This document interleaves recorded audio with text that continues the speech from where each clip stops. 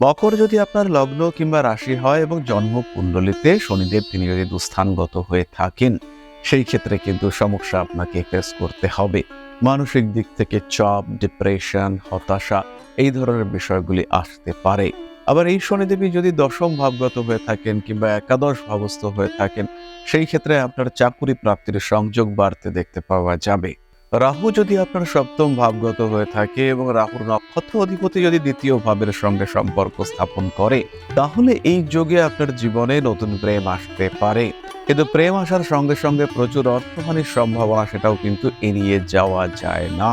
প্রতিকার স্বরূপ মকর রাশি বা লগ্নের মানুষরা পাঠ করুন হনুমান চালিসা। এর সঙ্গে সঙ্গে হনুমানজির স্তোত্র পাঠও আপনাদের জন্য শুভ। রাবণকৃত শিব তাণ্ডব স্তোত্র পাঠ, দেবী দক্ষিণা কালিকার স্তোত্র পাঠ আপনাদেরকে সুফল প্রদান করবে। দেবী তারার অর্চনা সেটাও আপনাদের জন্য অত্যন্ত শুভ।